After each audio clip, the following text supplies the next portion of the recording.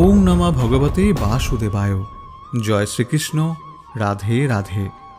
নমস্কার শ্রোতা বন্ধুরা, অমৃতধারা মোটিভেশন চ্যানেলের আরেকটি নতুন ভিডিওতে আপনাদের সকলকে স্বাগত। আশা করি সকলে ভালো আছেন। আজকের ভিডিওতে পবিত্রারোপণী একাদশী কখন পালন করবেন, কোন সময় পালন করবেন, কি কি খাবেন এবং কি কি খাওয়া নিষিদ্ধ, এবং সবশেষে এই ব্রতের মাহাত্ম্য কথাটি শ্রবণ করব। আপনাদের সকলের কাছে একটাই অনুরোধ, ভিডিওটি সম্পূর্ণ শ্রবণ করে একটি লাইক করুন। আর আপনার কোনো নিজস্ব মতামত থাকলে আমাদেরকে কমেন্ট করে জানাতে পারেন। শ্রাবণ মাসের শুক্লপক্ষে যে একাদশী পালন করা হয় তাকে পবিত্রারোপণী একাদশী বলা হয়। যে দম্পতি সন্তান লাভের সুখ থেকে বঞ্চিত, অর্থাৎ বিবাহের দীর্ঘ সময় পরেও সন্তান লাভ করতে পারেননি, সেই সকল দম্পতিরা পবিত্রারোপণী একাদশীর ব্রত পালন করতে পারেন। এই বছর অর্থাৎ 2025 সালে পবিত্রারোপণী একাদশী পালন করতে হবে 5ই আগস্ট বাংলার 19শে শ্রাবণ মঙ্গলবার, এবং পালন করতে হবে 6ই আগস্ট বাংলার 20 শ্রাবণ বুধবার সকাল 5টা 10 থেকে সকাল 9টা 29-এর মধ্যে। সনাতন ধর্মে একাদশীর উপবাস ভগবান বিষ্ণুর উদ্দেশ্যে উৎসর্গ করা হয়। একাদশীর উপবাসের উপকারিতা ও গুরুত্ব হিন্দু ধর্মীয় গ্রন্থে বর্ণিত আছে। বিশ্বাস করা হয় যে এই দিন ভগবান বিষ্ণুর সঠিকভাবে পুজো করলে সন্তান লাভ করা যায়। যারা ব্রত করবেন তারা আগের দিন নিরামিষ আহার গ্রহণ করবেন এবং রাত্রেই দন্তমার্জন করে নেবেন।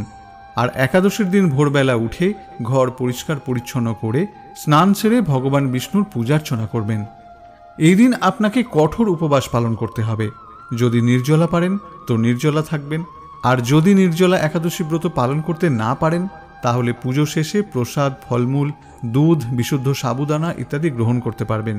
তবে এদিন পঞ্চরবি শস্য যেমন চাল, গম, যব, ভুট্টা বা ডাল জাতীয় কোনো খাবার গ্রহণ করা যাবে না। এছাড়া পদ্মপুরাণ অনুযায়ী শ্যামা চালও গ্রহণ করা যাবে না।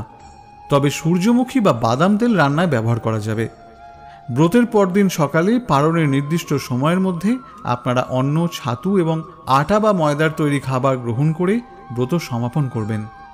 ব্রতের দিন উপবাসের পাশাপাশি বিভিন্ন ধর্মগ্রন্থ পাঠ, বেশি করে হরিনাম জপ, একাদশীর মাহাত্ম্য ইত্যাদি পাঠ বা শ্রবণের মধ্যে দিয়ে কাটাতে হয়। অর্থাৎ সমগ্র দিনটি ঈশ্বরের সহচর্যে থাকতে হবে। এই দিন তুলসী পাতা ছেঁড়া মোটেই উচিত নয়, কারণ তুলসী পাতা ভগবান বিষ্ণুর খুব প্রিয়। এই দিন তুলসী পাতা ছিঁড়লে ভগবান বিষ্ণু অত্যন্ত ক্রুদ্ধ হন। এই দিন ঘর পরিষ্কার পরিচ্ছন্ন করে রাখতে হবে। ব্রতকথা শ্রবণ ছাড়া একাদশীর ব্রত করা নিষ্ফল হয়। তাই এবার পবিত্রারোপণী একাদশীর ব্রতকথাটি শ্রবণ করব।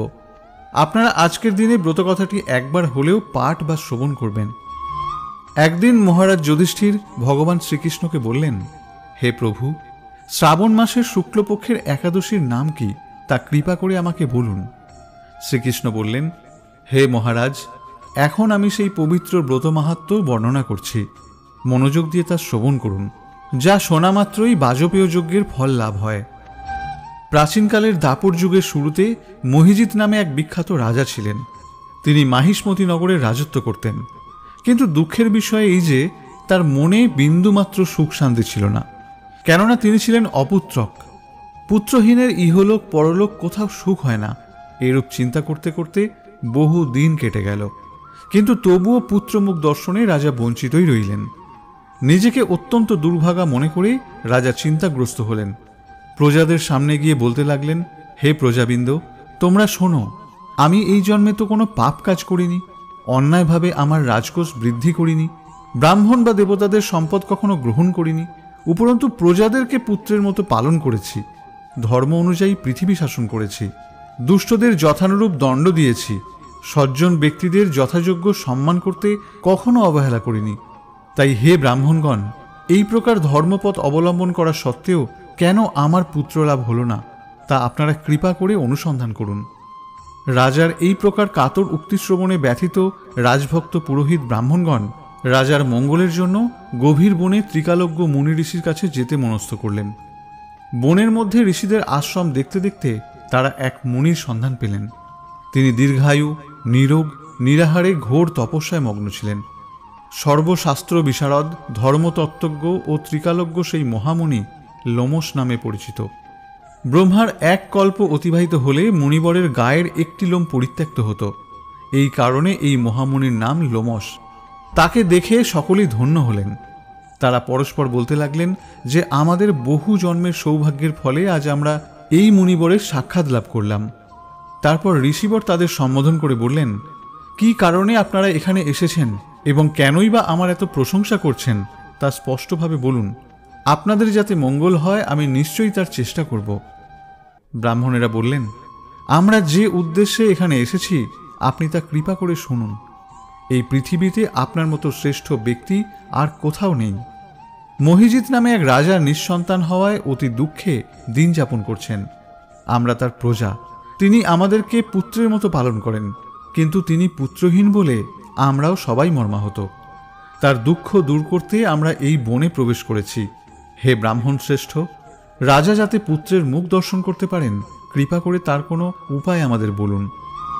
তাদের এই কথা শুনে মুনিবর ধ্যানমগ্ন হলেন। কিছু সময় পর রাজার পূর্বজন্ম বৃত্তান্ত বলতে লাগলেন। এই রাজা তার পূর্বজন্মে এক দরিদ্র বৈশ্য ছিলেন। একবার তিনি একটি অন্যায় কার্য করে ফেলেন। ব্যবসা করবার জন্য তিনি এক গ্রাম থেকে অন্য গ্রামে যাতায়াত করতেন। এক সময় জ্যৈষ্ঠ মাসের শুক্লপক্ষের দশমীর দিনে কোথাও যাওয়ার পথে তিনি অত্যন্ত তৃষ্ণার্ত হয়ে পড়েন। গ্রামের প্রান্তে একটি জলাশয় তিনি দেখতে পান। সেখানে জলপানের জন্য যান। একটি গাভী ও তার বাছুর সেখানে জলপান করছিল। তাদেরকে তাড়িয়ে দিয়ে তিনি নিজেই জলপান করতে লাগলেন। এই পাপকর্মের ফলে তিনি পুত্র সুখে বঞ্চিত হয়েছেন, কিন্তু পূর্বজন্মের কোনো পুণ্যের ফলেই তিনি এই রকম নিষ্কণ্টক রাজ্য লাভ করেছেন। হে মুনিবর, শাস্ত্রে আছে যে পুণ্য দ্বারা পাপক্ষয় হয়, তাই আপনি এমন একটি পুণ্যব্রতের উপদেশ করুন যাতে তার প্রারব্ধ পাপ দূর হয় এবং আপনার অনুগ্রহে তিনি পুত্র সন্তান লাভ করতে পারেন। লোমশ মুনি বললেন, শ্রাবণ মাসের শুক্লপক্ষের পবিত্রারোপণী একাদশী ব্রত অভীষ্ট ফলদান করে। আপনারা যথাবিধি তা সকলে পালন করুন। লোমশ মুনির উপদেশ শুনে আনন্দচিত্তে গৃহে প্রত্যাবর্তন করে তারা রাজাকে সে সকল কথা জানালেন। তারপর সকলে মিলে মুনির নির্দেশ অনুসারে ব্রত পালন করলেন। তাদের সকলের পুণ্য ফল রাজাকে প্রদান করলেন। সেই পুণ্যের প্রভাবে রাজমহিষী গর্ভবতী হলেন। উপযুক্ত সময়ে বলিষ্ঠ সর্বাঙ্গ সুন্দর এক পুত্র সন্তানের জন্মদান করলেন। ভবিষ্যত্তর পুরাণে এই মাহাত্ম্য বর্ণিত হয়েছে। এই ব্রত মাহাত্ম্য যিনি পাঠ বা শ্রবণ করবেন তিনি সমস্ত পাপ থেকে মুক্ত হবেন এবং পুত্র সুখ ভোগ করে অবশেষে দিব্যধাম প্রাপ্ত হবেন। প্রিয় শ্রোতা বন্ধুরা, আশা করি ভিডিওটি আপনাদের সমৃদ্ধ করেছে। যদি ভিডিওটি দেখে আপনার ভালো লেগে থাকে তাহলে একটি লাইক করবেন এবং পারলে শেয়ার করবেন, আর আমাদের পাশে থাকতে অবশ্যই চ্যানেলটি সাবস্ক্রাইব করবেন এবং কমেন্টে লিখবেন জয় শ্রীকৃষ্ণ। সকলে ভালো থাকবেন, সুস্থ থাকবেন। নমস্কার।